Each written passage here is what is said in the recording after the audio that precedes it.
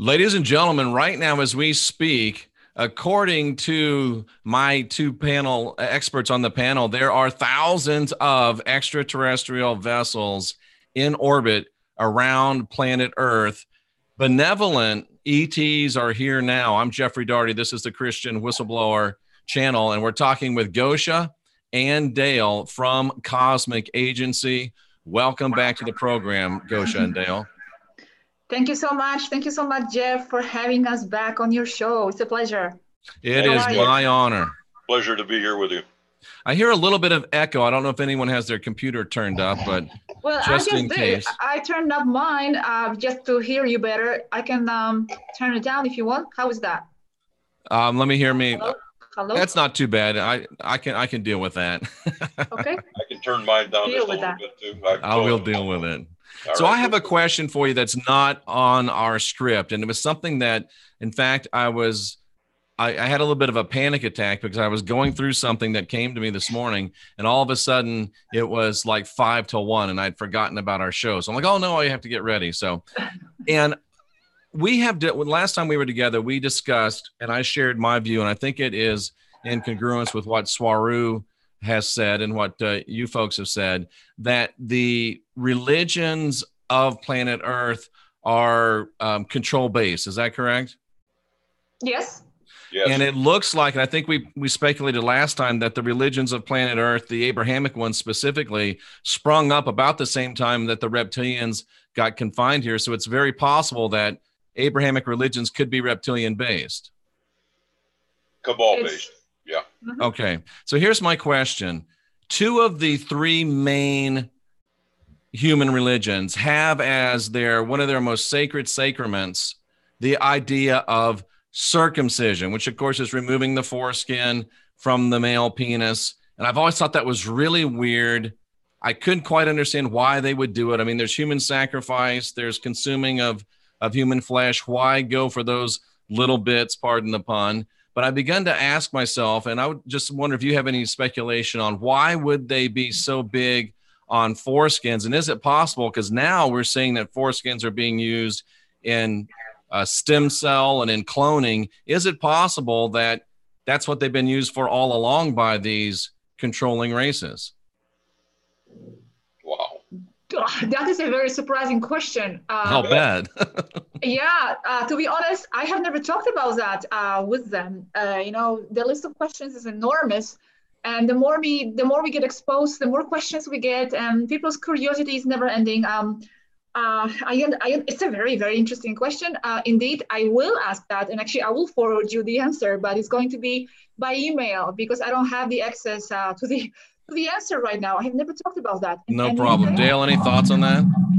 No, nothing. I was hoping that maybe Gosia had been exposed to some of the conventional stuff with her background and training in, the college for religious teachings. But the only other thing that I've heard, of course, is the stuff we're always given, which is, it was done because it's more healthy and it's cleaner and blah, blah, blah, and that kind of stuff. Yeah, and there's a lot of debate on that too. No real answers. And it's interesting to me because, there is the circumcision, there is the idea of cloning. And I was just studying even in the scriptures where it talks about Israel as God's chosen people. When you break that down in the Hebrew, it actually means a selected peculiar strain. So it almost sounds like they were selecting for something. It's just crazy. I thought I'd throw that out there, but anyway. It's a very complex subject. Actually, I'm very interested in the whole Israel angle myself. So I might dive into that at some point because there are so many races involved, and the Anunnaki themselves. There are so many types of the reptilian-based beings, and with all of them with different agendas and factions. It's a very complex scenario. I'm not sure what's happening with the circumcision.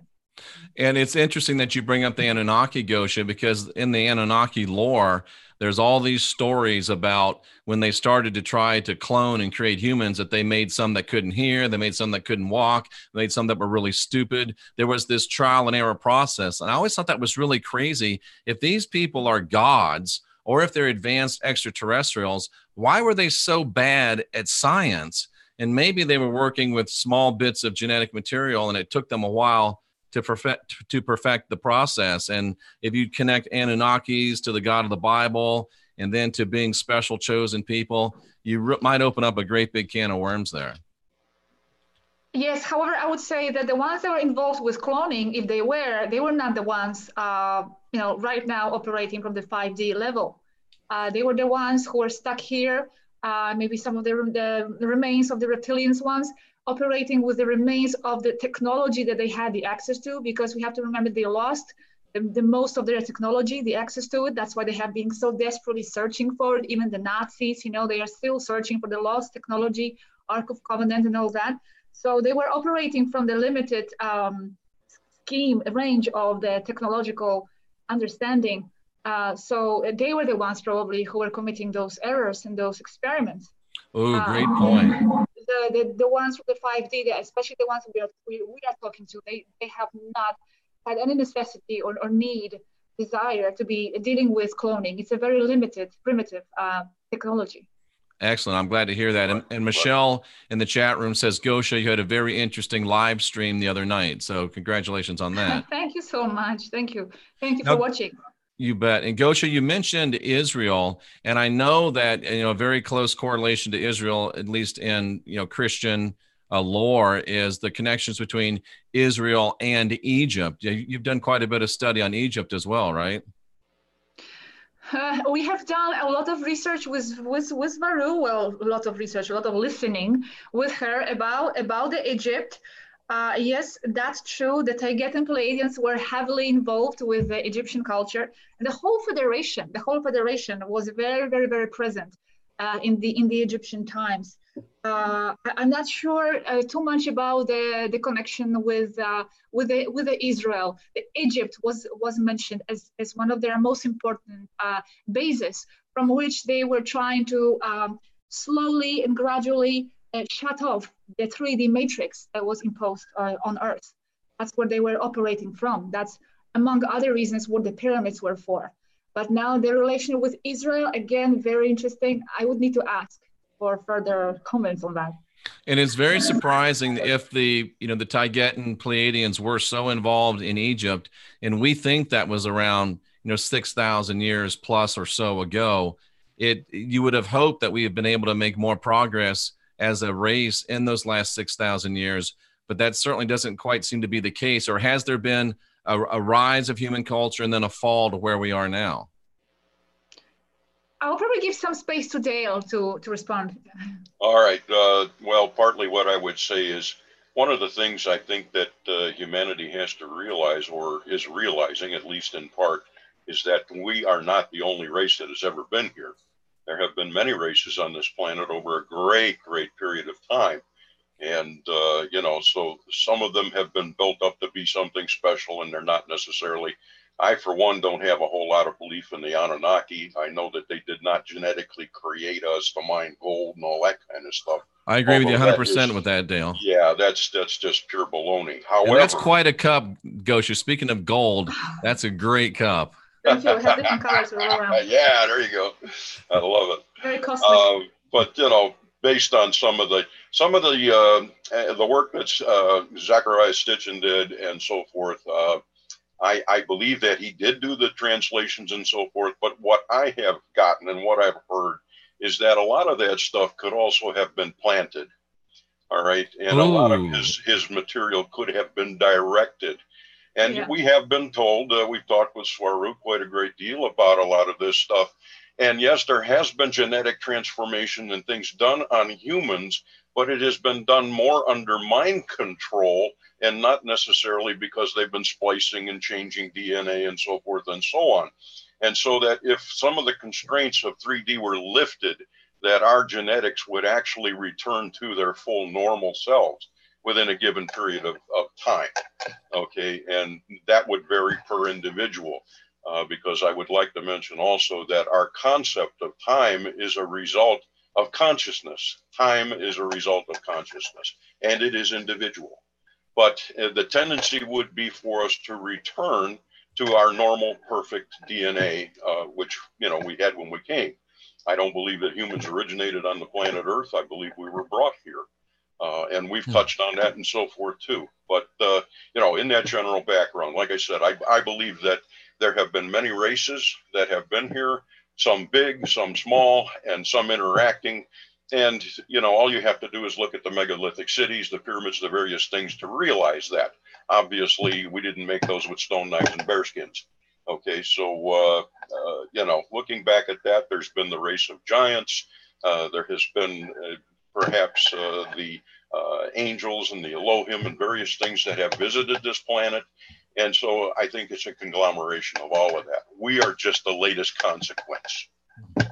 Dale, you said so many profound things there. Yeah. And I think that maybe it would be great if you could talk to Swaru about this, and maybe just the three of us. There's so much of this lore about the Anunnaki, and there's so much misinformation about the Anunnaki, some of it coming from Sitchin. The idea that all of this Anunnaki lore could not only be incorrect, but also could be planted. I think that is a great idea to talk about in a future podcast. And Gosia is about to bust up there. Gosia, what do you have to say?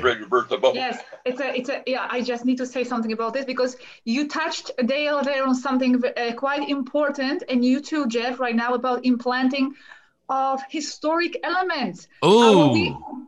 Yes, well, we have actually talked about this with Whistleblower some time ago, 2 months ago, because we have to remember the reality is so much less linear. It's so much more metaphysical than we ever imagined. And so she mentioned to us once that some of the information in the history, like for example, Sumerian tablets information, could be actually inserted from right now, from this moment right now into the past, and this way affecting the future events. What we are observing right now is what could be implanted from this moment back. This is, I know it sounds crazy, but it's completely possible. They have been doing that. There's so much more manipulation that we have ever imagined happening, and on a very non-linear way, in a very non-linear way. Gosia, what a great point. We always think about manipulation and insertions having happened in the past. We don't think about them happening concurrently. And that begins to sound a lot like the phenomenon that most people call the Mandela effect. Yes. So they actually could have inserted this Anunnaki Sumerian tablet lore very recently. And then would it just reset a timeline with its own built-in history? One possibility. Yeah. One of the possibilities, things start to pop up, in a history. When you look at the history, different details start to pop up when you study it. Like, for example, even 2 years ago, you were looking at something and you were not aware of something. Then 2 years later, another detail comes out. Right. And it's such a liquid reality we are living in, and everything meshes together, the past, the future, the present. It's crazy. Would you say it all runs concurrently as well? Yes. So would there be technology available to, for lack of a better term, bump us from one timeline to another timeline, or bounce us back in between timelines? The greatest technology to move us along the timeline lines is our mind. That's the greatest spaceship ever invented. Interesting. Our consciousness is the spaceship itself. We move timelines using our own frequencies, and it depends on what we are observing. Yep. And that brings mind control into the subject. Exactly. They can manipulate us across timelines by controlling our mind. That's why they are doing that. That's exactly why. This is worth the price of admission. This is absolutely spectacular. Let me ask you one of the questions that we wrote down and that we discussed, that I sent you before. The Schumann resonance is commonly accepted as being the default resonance of Earth, around 7.83 megahertz. Most research says that it is benevolent to us, it's helpful to us, it's balancing to us. What are your thoughts and understandings on the Schumann resonance? And is it possible that it's not a benevolent resonance for us, and it might be part of the moon matrix? Wow. Dale? All right. Well, may I correct you just a little bit, Jeff? It's not 7.83 megahertz. It's actually 7.83 hertz. Exactly. My bad. No problem. But okay, and that I do is make a the- mistake every now and then, Dale. Oh, I know it's hard to absolutely. believe, but every And now that's and why- then We all do. That's exactly I'm why making I said mistakes. no problem. Let me please.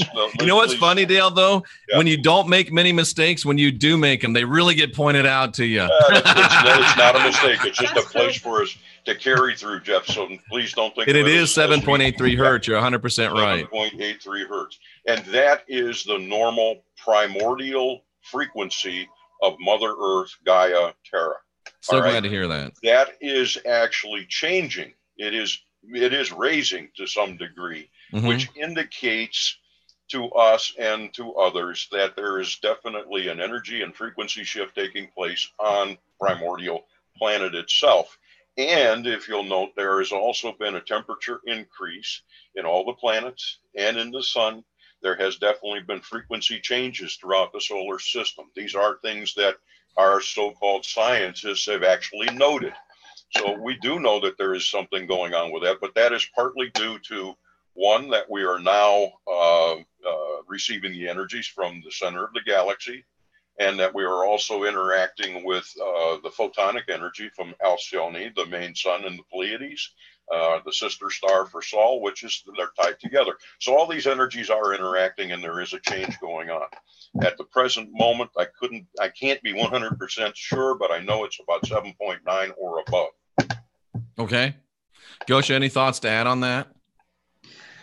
Yes, the energy coming from the sun and from the center of the galaxy, that's a reality.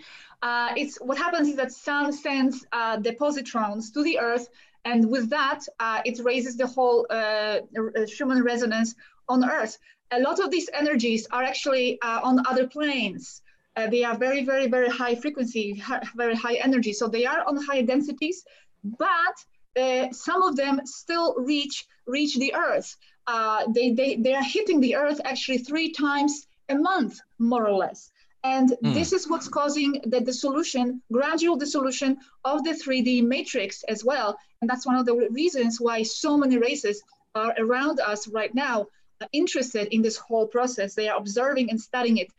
Just a fun fact, you know, when those energies are actually hitting the atmosphere, you know, because there is climate in the orbit, there is climate. So those ships, those people that are in the ships, they can actually feel that positronic energy storm, and it feels like, you know, you'll be in some kind of a sea ship, and you feel that storm on the hull of the ship. You know, even some electronics is affected by it. So, you know, it's a very physical manifestation of that energy flow. So, Now, all of our flat Earth friends are getting really excited because they say space is water, and now that's proof that the ships feel the water. So, of course, I'm joking. Oh, I'm wow. joking. Ouch. Ouch, exactly. But boy, before I made that silly joke, I had a good question. Is it possible? I have a friend, and you know, I wear a lot of these bracelets, not just because I think they're cool, but they're set to specific resonances that are beneficial to people. And he has a machine that can actually imprint frequencies on anything organic, you know, mineral metals and things like that. Is it possible? I know it's probably possible, but do you think that Swaru would be willing, if they knew it, to share with us the exact frequency of 5D, the exact frequency of the sun in the Pleiades, the exact frequency of Sol? Give us these beneficial frequencies so we can get them out to humanity. And they're both shaking their heads no. No. Classified information. Dale, if you want to explain why. Well, yeah, I mean, I can't explain all the classification. Part of it is humanity's not ready for, but the actual function of it is that we were talking about timelines. First of all, I'd like to point out that each and every one of us is a timeline within ourselves. Are we multiple timelines within ourselves? No, just that we are a timeline. Whoa. We are our own timeline. And as I said, time is a result or a part of consciousness. And so therefore, all of us that are having experiences are having our individual timelines and our individual consciousness.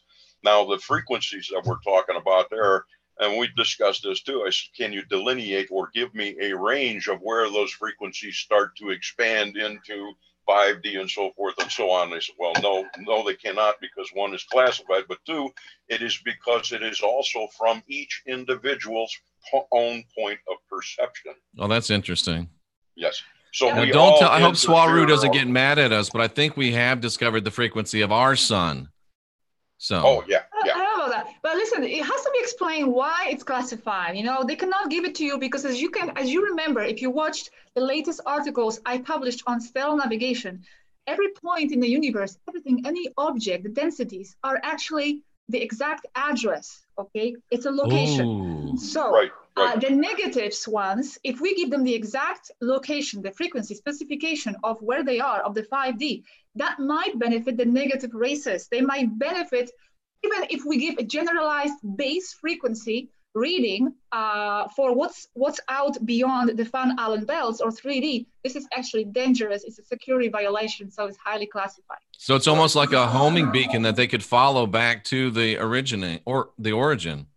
Exactly, reverse engineering. Yeah. Wow, that's a very, very good explanation. I appreciate that. Very, very powerful information, folks. We're talking with Gosia and Dale of Cosmic Agency. They are in contact with a benevolent race of ETs, which, if I'm wrong, correct me, the Taygetan Pleiadians, and they are in orbit of the Earth along with many other species. So we definitely are not alone right now, are we? Oh, not at all. Not alone. So, folks, close. you know that there's terrible fires going on in California. There's a lot of speculation about the source of those fires. Do you have any information or intel that you can share with us about the California fires? We both do. Go ahead, Gosia. Yes. Yeah, we have some information about the fires. As many of these catastrophes, they are artificial. Okay, they are there to basically create more chaos. We have just talked about this with them today, so it's a fresh answer, fresh information. I asked them what kind of agenda is there behind this, and Aneka, thank you very much, Aneka, for the answers. She explained that it's to remove people from their homes for a specific agenda, to remove them from their wealthy West Coast, and make them have to move to other places. It's part of the human engineering, part of the Agenda 21. It goes hand in hand with the drought.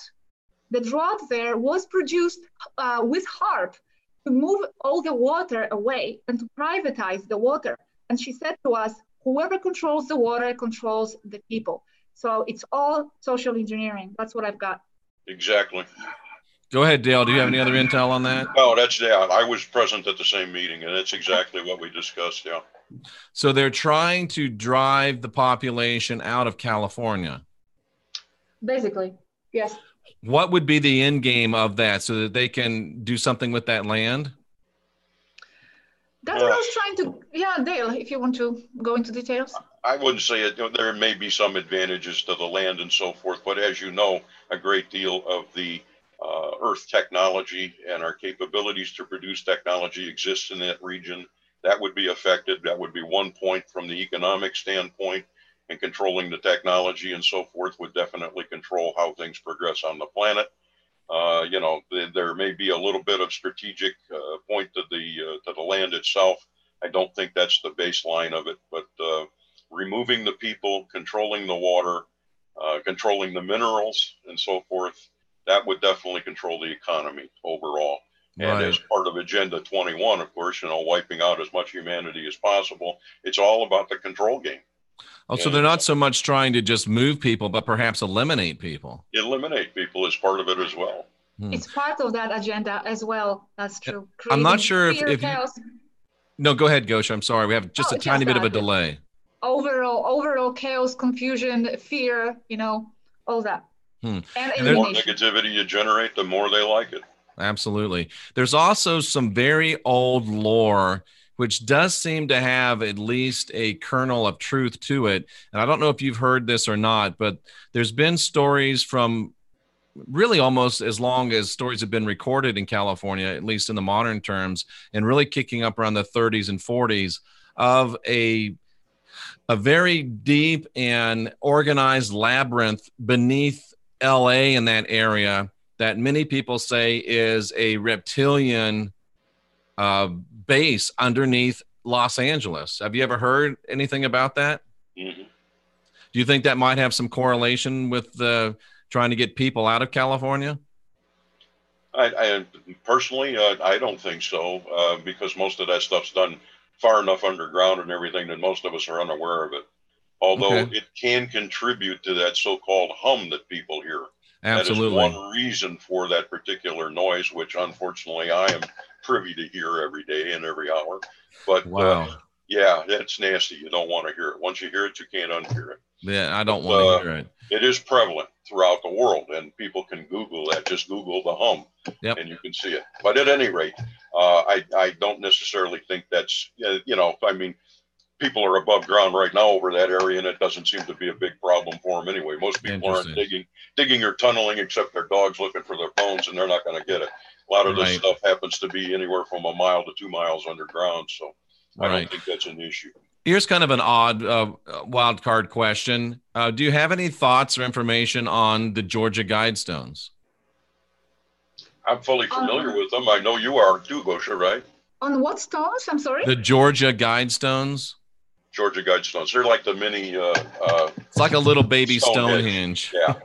I actually went there and did a show from there. I just wondered, somebody asked it. I wanted to throw it out there. It was kind of interesting. What place? What country? Where is They're it? in the state of Georgia, outside of Atlanta, and it kind of looks like a mini Stonehenge. It was put up mysteriously. No one knows who did it. I think L. Ron Hubbard did it, and he thinks that's the place where the alien Zemu landed on planet Earth. But that's just my private theory. After a lot of discovery. They were all over the place. The one I was fascinated by a few years ago, and I want to visit, is the one in Armenia. There is like this old, very ancient astrological clock. They say is the most ancient one on Earth, even older than the Stonehenge itself. So it's all over the place, all over the globe. There are so many civilizations here. Right. Amazing stuff. I know the basic lore, but from like R.C. Christian, who had it built and all that kind of stuff. But there's been a lot of speculation, but nobody really knows. If it were my personal feeling, I say it has to do with Agenda 21, and I confirm that I cannot. Right. Same way with my L. Ron Hubbard speculation. But, we had not too long ago the terrible tsunami that struck Japan, which led to the tragedy of the Fukushima nuclear reactor. Any speculation or intel on whether that was a result of nefarious forces or just plain old nature? Yeah. Can I, Dale? Yes, go right ahead. Yeah, we talked about this as well today because I didn't know myself. You sent me that question probably for the show, and I wasn't aware really of the answer. We don't have all the answers, so we need to consult with them whenever they are available to us. And yes, that's probably the most important thing to gaining and understanding knowledge, Gosia, is to be able to realize and admit that we don't have all the answers. No, we don't. And it's frustrating to me, actually. Just let's pause for a second at this point. And that's actually one of the main reasons why I have never been so eager to do lives or interviews, because I always felt I'm still learning so much, and I don't know, and I have no idea. I would love to give the answers, and I would love to be able to respond all the questions and people's curiosities and anxieties, but I just don't know, and I don't have the answers. So we do what we can. We consulted with them your questions, and talking about Fukushima. Yes, it was confirmed that again it was artificial. We asked them why. What's the objective here? And Aneka again explained to us it was a warning to Japan for political reasons. And she said it's complex reasons having to do with economic alliances and movement away from the Rothschild-controlled Western banks.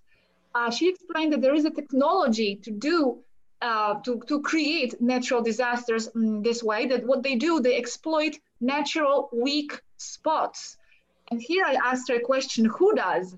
Who issued the warning? I said, Rothschild? And she explained even deeper than the Rothschild. The Rothschilds are the shallow cabal. There are even deeper layers of the cabal, black budget military, dark control, working with negative reptilians and others. So how they do this, she explained to us, they find a fault line, for example, And they know how it works. They know the strength of that fault line. And with the computer, they influence the outcome. So, for example, they can even, I'm talking about the reptilian ones, the negative ones. Yes. They can, for example, detonate a nuclear device inside the fault line in using HARP as well. And they can create special conditions, for example, for the tectonic slide. And there you have your natural catastrophe. So they are abusing and using and taking advantage of these weak point natural ones. And they create these disasters for whatever other agenda. So that's the answer I got on this question. Anything to add, Dale? No, she's covered it. That's exactly what we discussed this morning. So the answer is, it just goes to the sneakiness and the deceit and the subterfuge that these forces use. It looks like it's a natural disaster, but it's not a natural disaster because it's precipitated by nefarious forces. And a couple of people have said this in the chat room, and I felt the same emotion when we know that these tragedies like the California fire, these tragedies like the tsunami, we could probably, my suspicions are, go down a list and see that many of the catastrophes are being influenced by these dark forces. It causes us as humans here on this earth to feel angry and to feel like we want to do something about it. What can we don't want to lock and load and start shooting and doing things like that. What can we do as people that are trying to ascend and grow spiritually? What can we do to combat these forces that are doing this to our planet? And more importantly, causing these changes and difficulties for the people on the planet. What can we do? There, go first, please.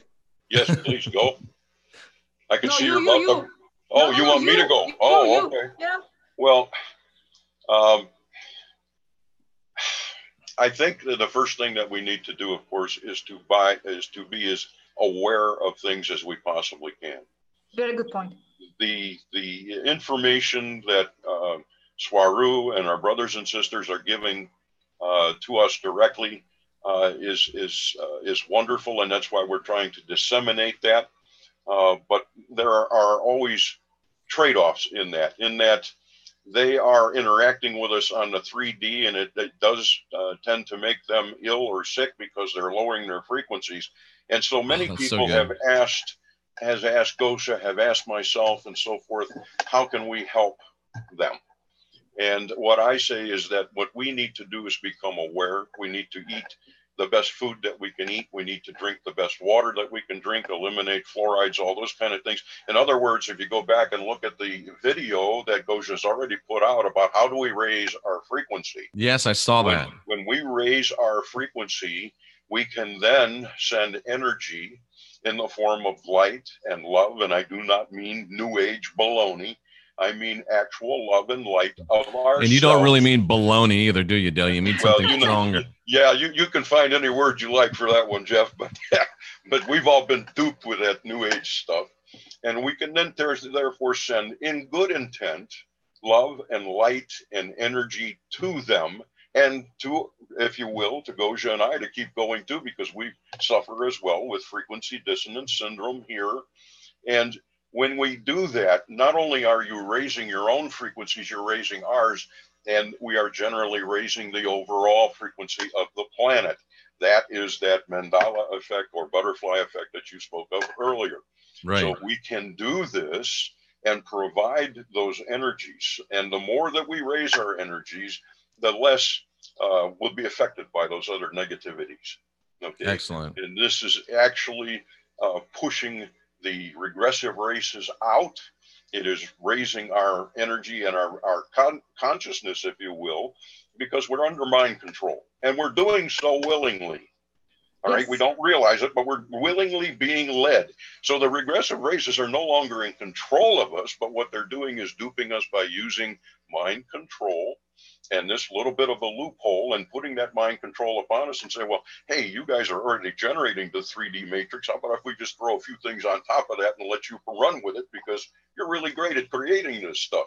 So that's what they're doing. And as long as we're willing to be creating all of these negativities, they're riding along and having a great time. So they don't even need to be in control anymore. There's so much there. And Gosia, I just want you to know that Rocker Chick says, Gosia, you are beautiful. Thank And you. Dale, I want you to know you're beautiful too. Well, thanks. Yeah. But I agree. Gosia's beautiful. There's no question. You know, I was just thinking about, you know, and especially on YouTube, there's so much of these people that are on YouTube and their message seems to be things are bad and they're getting worse. And it's just this negativity and this, I call it fear porn. And it just builds and builds and builds and it becomes addictive. And like Dale shared, they just sit back and ride the wave. They don't even really have to do much to us. We're doing stupidity to ourselves. But I was also just thinking, and now my thought just fled from me. But darn, I hate it when that happens. Yeah. Oh, here's a great question, and I don't know if it's a great question, but it's an interesting question. I'm sure you're familiar with who David Wilcock is. Absolutely. He said that the Paradise, California fires were in part to eliminate a friendly alien community that was going to bring about disclosure. Have you heard anything on that? No idea about that. Yeah, no, not from our group. I'm not so sure that I'm real trusting of that source, but you know, can you repeat that last question? The friendly alien colony? Yeah, Mona56 says in the chat room, David Wilcox states that the Paradise, California fire was to eliminate a friendly alien community from upcoming disclosure. I have not heard anything like that. Me either. As far as I know, they are not really preparing any types of disclosures of this kind. We are not at that level yet. The Federation is all over the place. That's true. There are ships all over the place, and not just Federation ships, but other non-Federation spacecraft as well. They are actually, many of them are infiltrating the Earth and working in disguise through many different fields of life. But as far as I know, they are not at the level where they will be ready for any types of official colonies or disclosures or anything like that. However, keep in mind that we are just talking to Taigetans, and they are representing them and the Federation. But there are also so many races that don't belong to the Federation, and so there's so much going on. So we cannot guarantee everything. We are just presenting what we know from our perspective. Are you aware of any non-Federation races that are currently in orbit of the Earth? Who are not? Who are not Federation, non-Federation races that are here? I think, as far as I know, I think the Ummo race, I don't know if you are familiar with them. No, but that question just came up from Robert, who you know has been in contact with you, just asked, I want to know who the Ummo are right before we went on air, and now here you are bringing up their name. Right. The Ummo race, they are actually the patriarchal race, just like the Taygetian society is generally matriarchal. It doesn't mean they don't have men, by the way, they do, and they are very important and protected in the society. But the Ummo race, they are a patriarchal, and they have been very involved with our economics as well. Interesting. So I think they are non-Federation, from what I remember. We know more about them, but I don't want to say more about them right now. I think there's probably a lot of men that are in the chat room, and I can understand their thoughts that if the Ummo are matriarchal, or no, the Taigetans are matriarchal, and if they need any men volunteers, they might be able to get some from planet Earth. I'm just saying, it's possible. Believe me, there are so many volunteers already on the Spanish channel, where we have like more than 200,000 followers. Everybody's so ready to go and incarnate in Taygeta and volunteer, and so they're going to have a lot of new souls incarnating in Taygeta for sure. I'll bet. You are all welcome. That's so funny. One thing I'd like to throw out there, Jeff, is in regard to that last comment that we were talking about, and the Federation and so forth, is that those races that do not belong to the Federation, some of them are actually interacting with us and professing to be Federation. So there is a little bit of deception on some of those too. So one must be a little bit careful. And there is deception on Earth too with people. I call it fake news for fake views. So we have to be aware of that as well. And speaking of deception and speaking of opposition, even a message as positive and as uplifting and as helpful as your message is not without its people coming in to oppose and detract, to try to take away. Isn't that true? Daily. Oh, we have been dealing with this quite a lot, even in the recent months. The opposition was strong. This is very frustrating situation for not just for us, but for our team. Because they are reaching these conclusions that here on Earth we have such a deep and thick layer of the matrix at work that we have.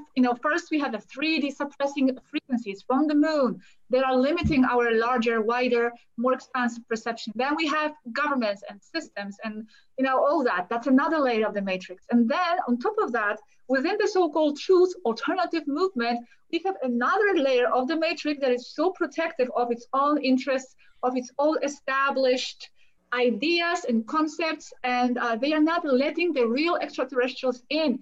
So the extraterrestrials have really very difficult time reaching the masses because they don't have the means. They can't reach us through the governments. They can't reach us through the media.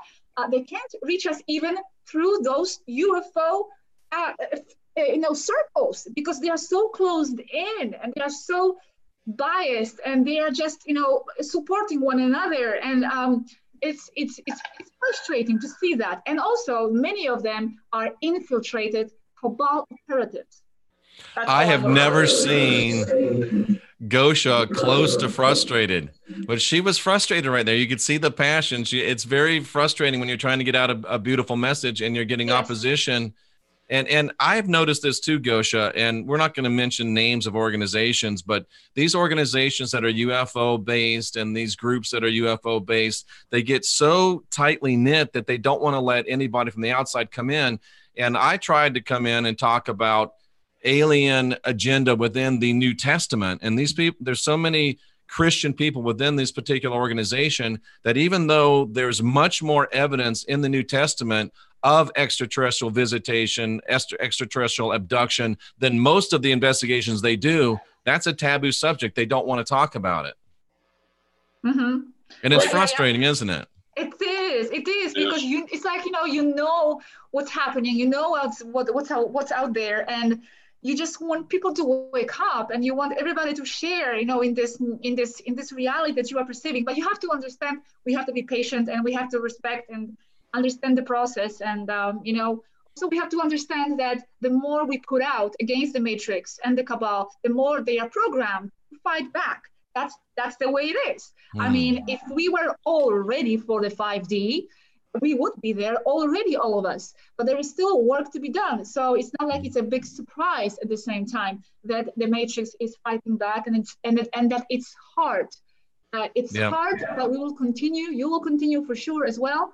And I really, truly believe in the victory in the end of this all. Oh, absolutely. There's no doubt. We've already won. It's just working out the details. Yes. But my question is, there's this old age or this new age adage, what you resist continues to persist. Is that true, or is that something that tries to keep us from working hard for truth and righteousness? I have a few points to add, but I'll give some space to Dale at this point. Oh, well, I'm not sure I quite understand that adage. Let me see here. Well, what you resist continues to persist is the adage. Well, I would say yes, in a sense, because if you're resisting it, you're not bringing it out into the light. All right. If you bring a problem out into the light, it's no longer a problem. You're facing it. So it goes along with that same kind of a thing. Gotcha. And However, this is a very important point as well that you mentioned this, because just few hours ago, I published a video in my Spanish channel. This doesn't concern the English world, so I'm not going to go into the details, but it's actually a kind of a video that I had to make to defend myself, because there was another sort of, not really an attack, but we have to understand that the new age has implanted a lot of false concepts into our perception. And one of them is you never fight back, you never defend yourself, you just commit love, and it's all going to be just, it's going to solve itself. You need, when the situation arrives, you need to be able to strike back sometimes to defend yourself. I'm not saying get frustrated and insult people. In a classy, elegant way, expose what you have to say, so people see that you are not going to be, bullied, basically, and that you have the right, and that you have the right to have your place and to present what you want to present. That's so well spoken, Gosia. Yes. And, you know, I have been employing that, but some might say that maybe I didn't employ it as classy as you might have, but I feel I'm working on it. I'm working on it. Hey, we're all a work in progress. We are all a work in We are progress. different people. We are different people, and we have our own styles, you know, and we are men and women are also different, you know, here in this, I think. And, you know, everybody has to find their own way and be fine about how they're approaching this. And anything that is good, I think anything that is powerful and anything that is especially bringing change amongst paradigms that have been in power for a long time is going to meet with resistance. And Absolutely. you do have to, you know, like I always forget if it was Dietrich Bonhoeffer or Martin Niemöller back in the Nazi days said, all that is necessary for evil to flourish is for good people to stand by and do nothing. And we just won't stand by and do nothing anymore, will we? No, absolutely not. Exactly. And, you know, and we can still fight from the high frequency. It's not because many people say fighting back, it's lowering yourself back down to the low frequency. Depends how you go about it. You know, you can still fight, and you can still stay and remain at high frequency. Absolutely. Now we're seeing a lot more UFO sightings overall in the world right now. And Gosia, by the way, you really, you said that you were talking about something Spanish speaking that doesn't involve the English speaking world.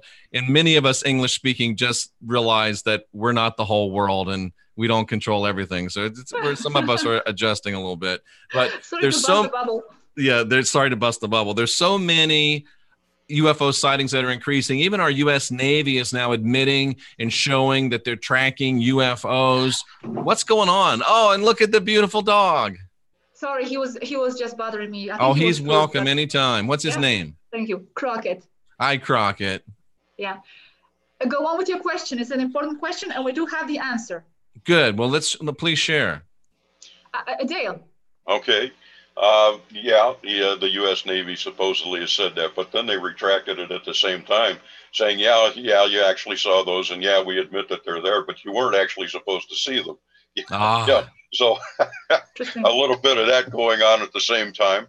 And also, one of the reasons why in the last 5 years or so we're seeing more and more craft is that more and more people are carrying personal cell phones, and they have cameras. Good point. And people are looking up more and more, and hey, guess what? More and more things are coming out. Exactly. So once you filter out all of the garbage that people are putting on YouTube and trying to make a few dimes on, or $1 here and $1 there, then you're left with some possibilities for the reality of what is there. But the craft have always been there, and they've been there a very long time. It's just now we're catching up with what's going on. Interesting. So they are showing themselves even more as well. And that is part of this drip feed that humanity's had for the last 50 to 70 years. And them trying to say, just as our family is saying right now, we're here. We'd like to say hello. You know, we're not trying to get you to believe anything. We're not trying to force information on you. We're giving you the truth as we see it. And we'd like you to look and listen, but you don't have to believe it. If it ruffles your feathers or you can't accept it for now, that's okay. We're not upset. And the frustrating part for Gosia and myself and our family is that, we try so very hard to send some light, some love, some truth to some folks. At least, I said again, from our point of view, and it's okay. Everybody's allowed to have their opinion. But when we get met with violence or extreme negativity, that really hurts the heart, and it really, really frustrates, like it frustrates Gosia, it frustrates me on a daily basis. And as you know, I've come forward and I've already said to people, I am Daugherty Palladian. I am here on a mission, so where I'm at. And I get met with that. And there are physical attacks at times that you have to deal with, but it's part of what we expect. Yes. Gosia. Yeah, if you want, I can give you some inner scoop on what kind of ships are where. This is the information from today as well. Because you mentioned, just going back to the beginning of that question, what can we tell about the UFOs, the U.S. Navy's tracking and all that? Yes. There are all kinds of, Federation and non-Federation crafts of all sorts orbiting around, in the atmosphere all the time. They told us today, I'm gonna read from here. In the Pacific, those ships are mainly Andromedan and Arcturian. And in the Atlantic, Mediterranean, Baltic, and Black Sea, the crafts are mostly Centauri, Alphratan, Engan, that's Pleiadians as well, and Taygetan, in a minority now. And also interesting fact, many of these crafts are the same ones that go into the water. They are above the water and in the atmosphere because they use water to hide. So, and also moving forward to the rest of the question, why there are so many spaceships sightings augmented? Well, because it does relate to the whole ascension, let's call it, process, even though I don't like to call it that way because it's very new agey. It is. But, it is, some, the 3D suppression process. And they are observing that. We have to also remember, this is very important as well, that it relates to the fact that the real people on Earth, we are them. We are extraterrestrials, actually. So it's not like they are here coming and observing the humans. They are actually here because they are involved, intertwined with our society. Sometimes you can't even tell the difference. Right. So they are here watching, themselves in the operation. Even though most of us are probably sleeping and don't remember anything. So I could go on. So that's powerful information, and it's so interesting to me. There's so many things that we could to ask. We're running out of time. I have recently come across a theory by one of the most brilliant and kind men that I know, and there's a couple of books that have been put out. I think 3 books have been put out that seem to posit the idea that there is a galactic federation. It is a group of mainly benevolent beings, and that this writer and this train of thought is positing that beings that are malevolent-minded, beings that are malevolent towards other species, may be being restricted to their home world space and not able to leave, something similar to what maybe is going on with the reptilians here. Have you heard anything about that? And how does it seem to resonate to you? Are malevolent beings being restricted to their home worlds? They are me or you? I'm sorry? Me or you? Oh, go ahead. You got it. It came from our meeting as well this morning. Oh, good. Yeah. And what an amazing thing this is. Here we are sitting. I'm in the heartland of America. Gosia's over in Spain, right? I'm not sure where Dale is. I'm in Ohio. Dale's in Ohio. And we're sitting here talking about questions that have been answered from Taygetan and Pleiadians in just orbit. Hours ago. Yeah. A few hours ago.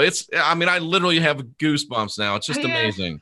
Please go ahead, Gosia. I'm sorry. It is quite amazing, and we need to thank them, by the way, for their yes. Thank you, Swaru, and your gallant crew. We appreciate it so much. Swaru wasn't present. There was Aneka, and there were 2 other men. Well, thank you, Aneka. But thank you so much that they were so kind to give us the answers. And thank you to those lucky men. Oh my! Indeed. Well, and if any member needs a vacation on Earth and needs to do some timeshare, just have them let us know. Yeah, they do that, by the way, Jeff. Please. Hey, like I said, you know where to find me. I have a feeling they know exactly where to find me. So yeah. Anyway.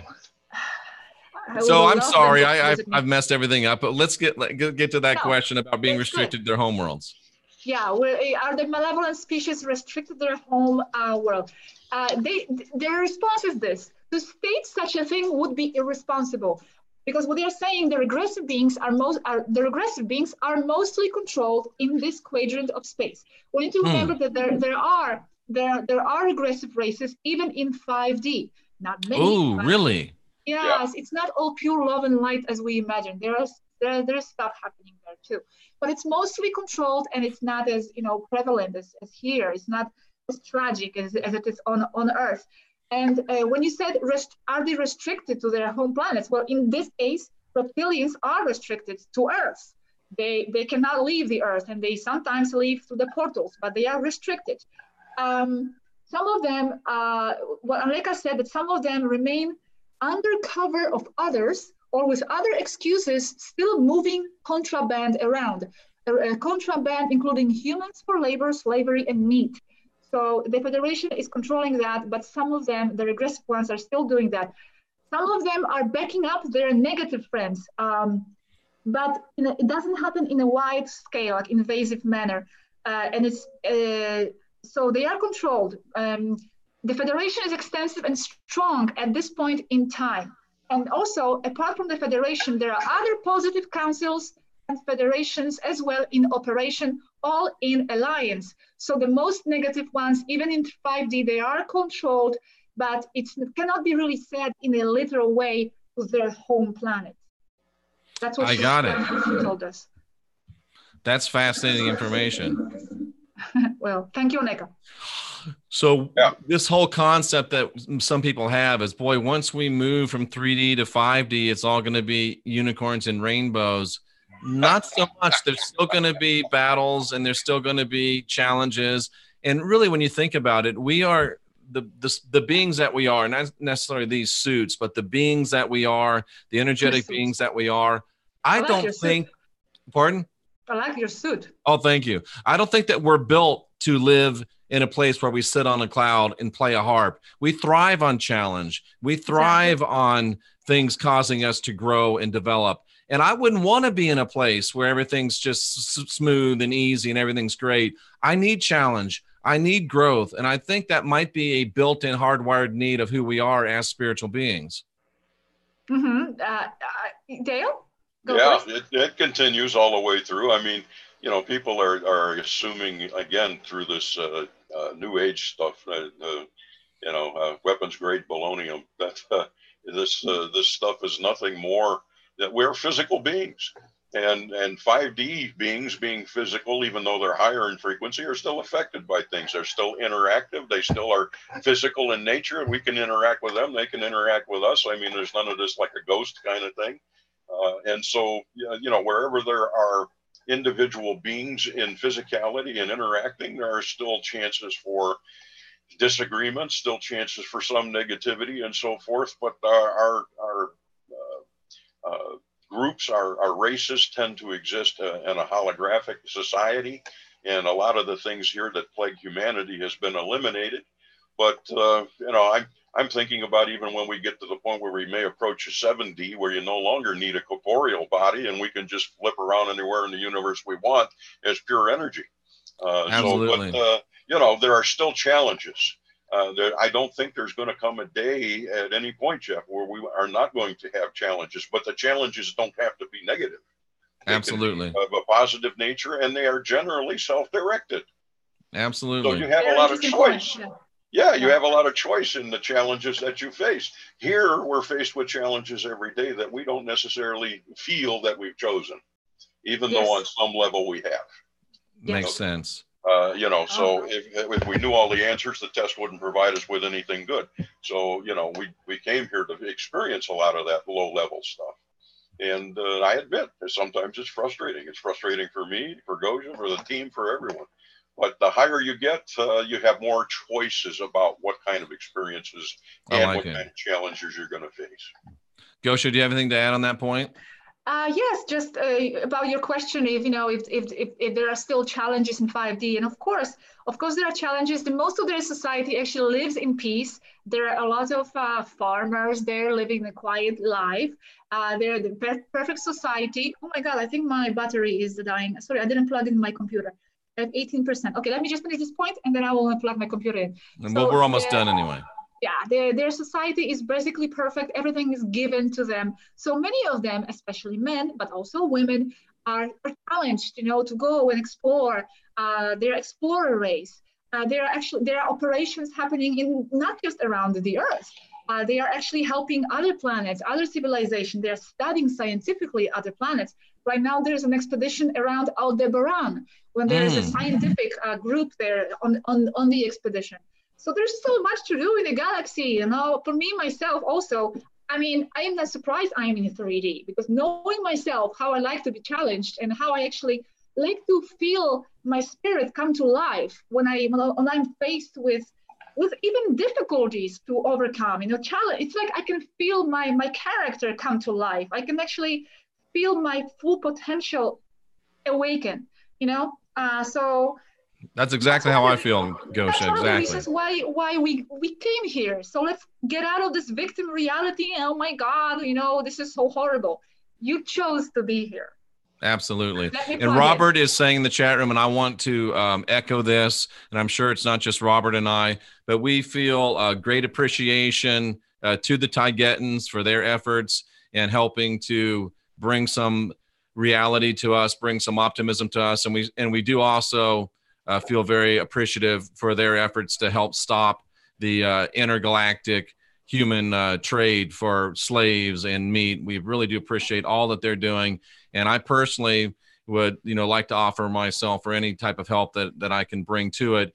And as we close, I have a belief, and it's a very heartfelt belief, and I'd like to get your responses to this as we close, that in spite of what people say and think, things are not bad and getting worse, but things are good and getting better. What are your thoughts on that? Can you repeat that again? Sure. Are things bad and getting worse, or are things good and getting better? It's a very deep philosophical question. I will have to ponder that. Are they? Dale, go first. All right.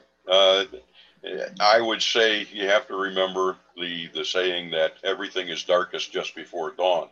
And yeah, there's been some real dark stuff going on.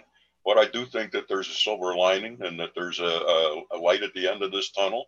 I think, we're headed in the right direction as long as what we need to do really and concentrate most on is we need to learn how to respect and love one another as people and as races. And if we can concentrate on that and just wake up, keep going in that right direction and get to that point where we realize that we're all one on this planet together, regardless of what your religion or your beliefs or your politics state. We need to look out from under those covers and get out from under the rock and see who we really are. Once we do that, and I think that's starting to happen. It is. There is some that are entrenched, and that's always going to be. But the more we do this, the more possibilities that we have for not only recognizing ourselves for who and what we are, but our brothers and sisters who are standing right around us going, we love you. We're concerned about you. We want you to be well. That's the most that they want for us, and that's what they offer. The rest Excellent. of it is Gosia?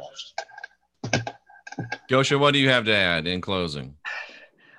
I am still contemplating what that actually meant, what you said there with that question. I'm going to. Well, there's an idea in these YouTube world and in this, especially it's especially a Christian worldview, that things are really bad right now. It's collapsing, it's falling apart, and it's going to get even worse.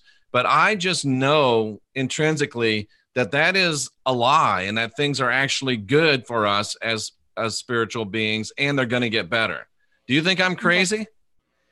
I think you're not crazy. I think, though, it's going to be different for everybody. I think it cannot be generalized, though. I think for some, it might get worse. Also, what we qualify as bad is a relative term. Sometimes what looks bad, it could actually have positive results in the end. It's all about interpretation and what the soul wants to experience and observe at any given moment. Great point. So it's not as black and white, I would say. But I am optimistic.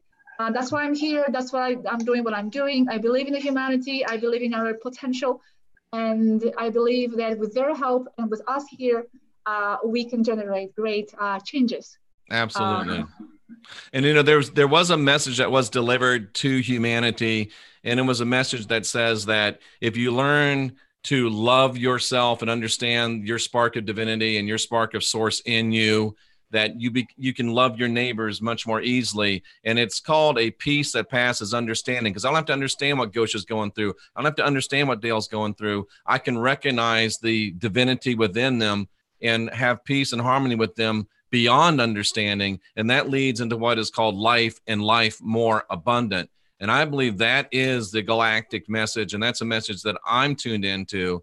And it's my pleasure to be helping work towards that with you, Gosia, with you, Dale, with Swaru and the rest of the crew. And I just have a belief that we are together going to be able to win the victory at the end of the day. Yes. Well said, Jeff. would you two please sit there so I can say goodbye to you personally? And Yes. it's such an honor and a privilege to have you with us. And it's an honor and a privilege to have you with us in the chat room. And after such a discussion, I can't think of anything better to say than to quote the words of Captain James T. Kirk and say that we are believing that it is a optimistic future. And let's just head to the second star on the right and straight on till morning.